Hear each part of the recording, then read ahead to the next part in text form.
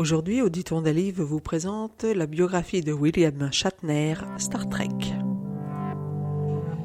Voici déjà 30 ans qu'est apparu sur nos petits écrans le générique de cette série légendaire Star Trek. Le capitaine Kirk, le lieutenant Spock avec ses célèbres oreilles de Vulcain, le docteur McCoy, Sulu, Uhura, Scotty, tous les autres et surtout l'Enterprise, ce vaisseau spatial intersidéral, allaient nous conduire aux confins de la galaxie et au-delà, vers de nouveaux mondes, de nouvelles aventures, et allaient nous pousser à reculer les frontières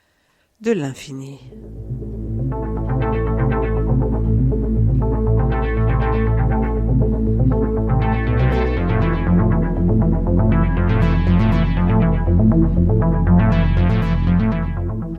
Star Trek est l'une des séries les plus connues au monde et bénéficie d'une communauté de fans des plus actifs qui se sont nommés les Trekkies. Avec plusieurs séries dont une animée dérivée de la série originale et 13 films,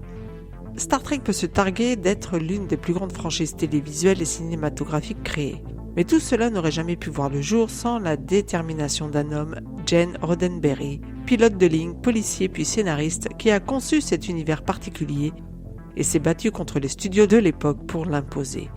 William Shatner, le capitaine Kirk de l'Enterprise, retrace à travers ses mémoires l'histoire de cette naissance et les années qui ont jalonné et précédé le triomphe. Les nouveaux fans et les anciens découvriront par exemple comment le policier Gene s'est introduit un jour dans un bar de Los Angeles avec sa moto pour aller déposer un de ses manuscrits au plus grand agent d'Hollywood, comment il a menti sur le coup qu'engendrerait sa nouvelle série Star Trek pour tenter de la vendre aux producteurs, comment ceux-ci se sont montrés intéressés mais n'en ont pas voulu,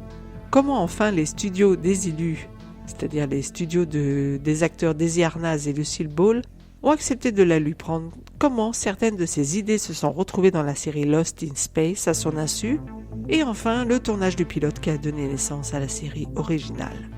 Truffé d'anecdotes sur Star Trek, ce livre est aussi et surtout un hommage rendu à Gene Roddenberry et au staff du plateau. Rares sont les biographies ou les recueils télévisuels qui offrent un regard sur les assistants réalisateurs, directeurs de la photographie, caméramen, script, etc.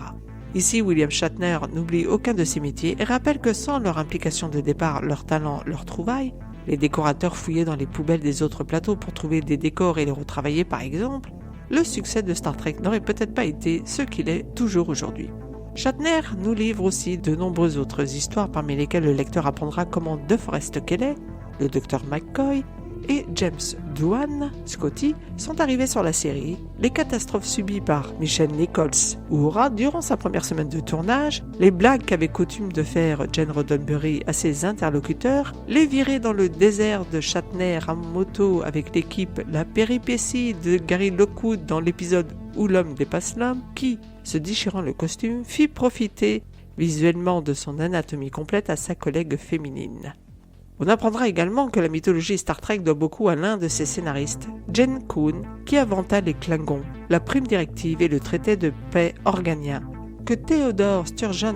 l'écrivain de science-fiction, fut à l'origine de quelques scripts de la série et qu'Isaac Asimov fut l'un des premiers à voir la diffusion de Star Trek et à se mobiliser quand la série fut menacée d'annulation après la seconde saison.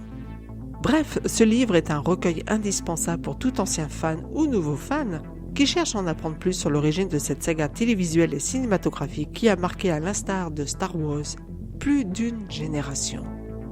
J'ai mis à cette biographie de Star Trek par William Shatner la note de 5 sur 5. Si vous avez aimé cette chronique, n'oubliez pas de mettre un pouce vers le haut, de liker, de vous abonner à notre chaîne si ça n'est déjà fait et de partager sur les réseaux sociaux. Et pour ma part, je vous dis à très bientôt pour une nouvelle lecture sur auditourdunlivre.com.